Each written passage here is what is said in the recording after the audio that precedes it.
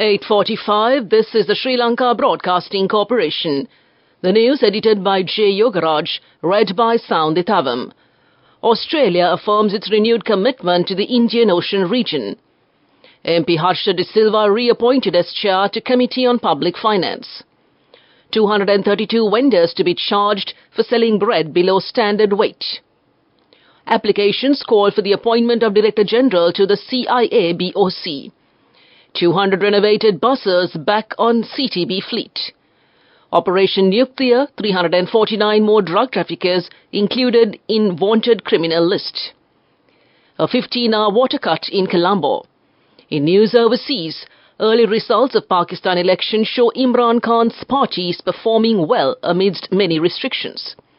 In sports, Nisanka pumps unbeaten 210 to set Afghanistan 382 stiff target. Afghanistan struggles against Sri Lankan pace bowlers in chase. The Australian Minister of Foreign Affairs, Penny Wong, engaged in a significant meeting with Sri Lankan President Ranil Wickremesinghe during the Indian Ocean Conference, marking a pivotal moment in bilateral relations between the two countries. Minister Wong warmly welcomed President Wickremesinghe to Australia and expressed appreciation for Sri Lanka's supportive role in the conference, highlighting the importance of collaboration among Indian Ocean countries. Addressing attendees, Minister Wong reiterated Australia's renewed commitment to the Indian Ocean region and also emphasized the government's efforts to strengthen ties with key nations in the area. In response, President Wickremesinghe shared his perspectives on the evolving dynamics of the Indian Ocean, particularly emphasizing the critical and crucial role of the Indian Ocean Rim Association in promoting regional cooperation. He praised Australia's increased engagement in the region as a positive step amid changing geopolitical landscapes. President Wickremesinghe also highlighted Sri Lanka's growing investments in renewable energy and acknowledged the participation of Australian firms in this sector, underscoring opportunities for collaboration and investment between the two countries. Reflecting on the long-standing historical relations between Sri Lanka and Australia, dating back to initiatives like the Colombo Plan, both leaders affirmed their commitment to enhancing bilateral ties and exploring avenues of further cooperation across various sectors. The Consumer Affairs Authority has decided to press charges against 232 bakery and shop owners who sold loaves of bread with below par weight and failed to display the prices. On February 2nd, the CAA published an extraordinary gazette stipulating a standard weight for a loaf of bread. Accordingly, the standard weight of a loaf of bread was set at 450 grams, with an allowed deficiency of 13.5 grams, while a standard weight of 225 grams, with a 9-gram deficiency, was stipulated for half a loaf of bread. The Gazette noted that any type of bread manufactured, packed, stored, offered for sale, displayed for sale, or sold retail or wholesale should contain the standard weight specified in the Gazette Extraordinary. Further, all traders have been ordered to display the weight of bread displayed for sale. After the Gazette was published, the CAA launched island-wide raids in search of the vendors who failed to comply with the Gazette notification. According to the provisions stipulated in the Anti-Corruption Act No. 9 of 2023, applications are called for the appointment of the Director General to the Commission to investigate allegations of bribery or corruption, CIA-BOC. Further said, the qualified person should prepare the relevant applications in accordance with the format published on the Parliament website, www.parliament.lk, falling under the quick link titled Appointment of the Director General of the Commission to investigate allegations of bribery or corruption. At the Cabinet meeting held on the 5th of February 2024, the Minister of Fisheries, Douglas Devananda, stated that measures will be taken to prepare a new plan to commence large-scale cashew cultivation in the Poonarin area by providing lands for the landless people with the objective to popularize cashew cultivation in the northern province. Expressing views, the minister stated that there are 472 acres of land belonging to the Cashew Corporation at Jayapuram in Poonarin, and these lands are not being utilized for any purpose, and hence cashew cultivation should be commenced in these lands. The minister added that he has already discussed with the Cashew Corporation in this regard. Measures will be taken to provide seedlings and fertilizer for cultivators and to sell the harvest to the Cashew Corporation at a reasonable price. This news broadcast comes to you from the Sri Lanka Broadcasting Corporation. A comprehensive banking services package with a branded checkbook as well as debit and credit card exclusively for you.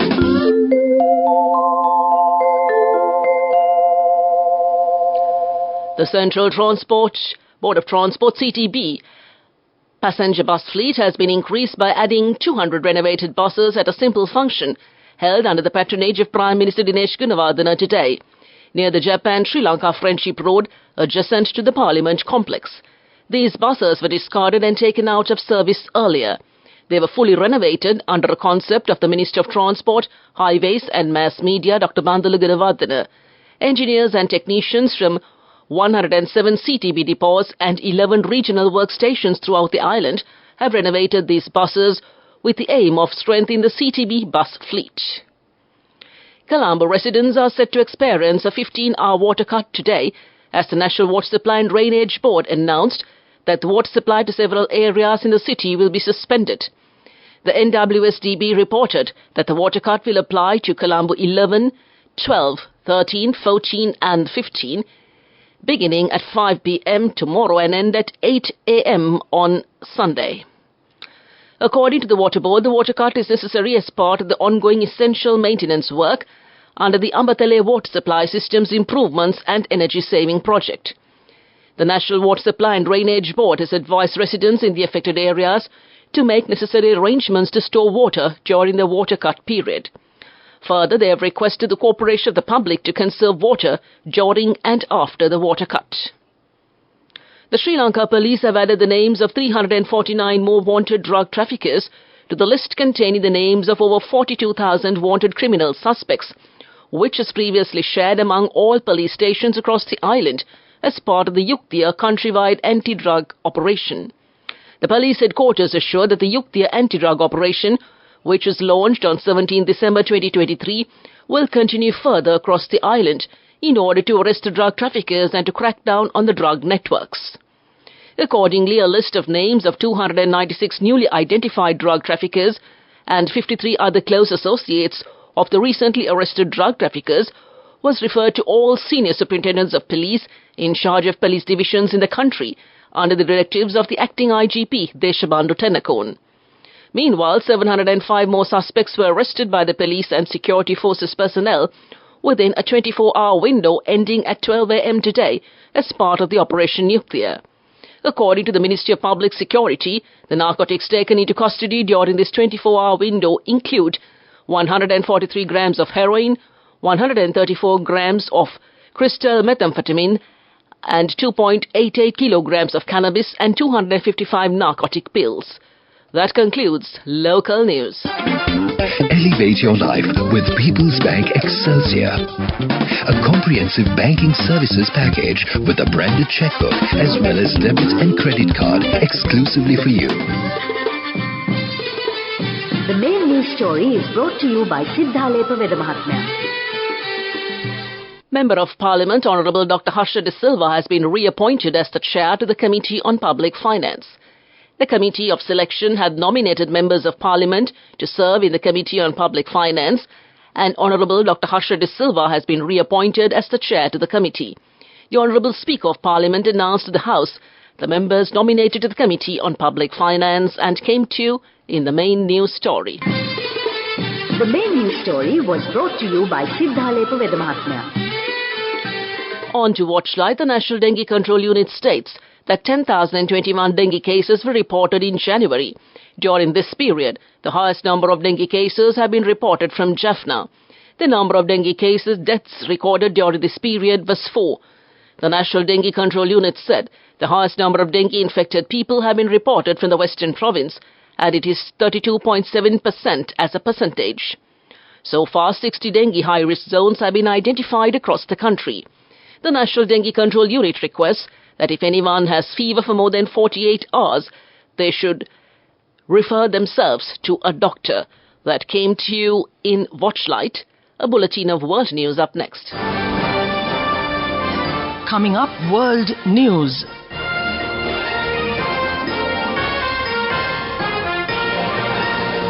Making headlines tonight, Chinese government expects Lunar New Year travel to reach record high. Papua New Guinea's leader addresses Australian Parliament. And early results of Pakistan election show Imran Khan's party is performing well amidst many restrictions. The Chinese government says it expects a record number of people will be on the move for the Lunar New Year holidays that starts Saturday. Officials say 9 billion trips are likely to be made during the 40 days around the holiday period. They say travel by cell phone cars is expected to be more than double that of last year and account for about 80% of the projected trips. Papua New Guinea's Prime Minister has become the first Pacific Island leader to address the Australian Parliament.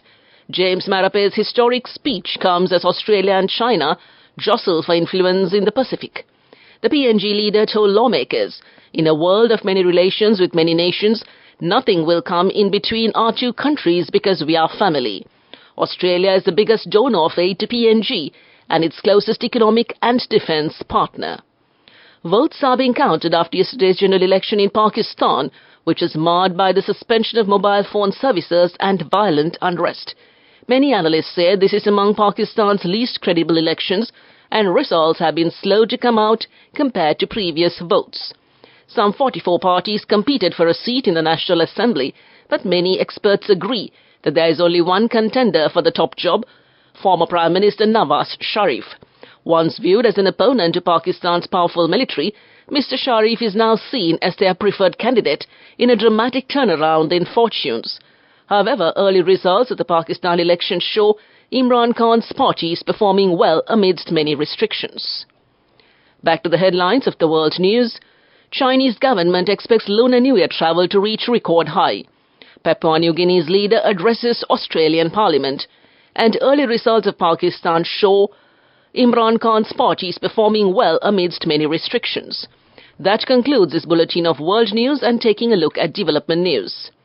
The power purchase agreement for the 100-megawatt ground-mount solar power project in Siambalandua was signed by Rividanavi Private Limited with the Ceylon Electricity Board yesterday.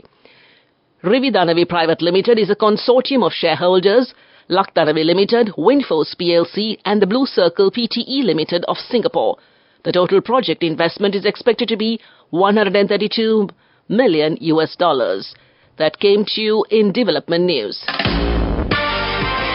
Moving on with sports news. Pathum Nissanka became the first Sri Lanka to score an ODI double century as Sri Lanka piled on the runs against Afghanistan in the first ODI at Pallekele. The previous highest score for Sri Lanka was Sanath Jayasurya's 189 against India in the 2000 Coca-Cola Champions Trophy final. On a record tumbling day, Nissanka ended unbeaten on 210 of 139 deliveries as Sri Lanka finished on 381 for 3 in the first innings.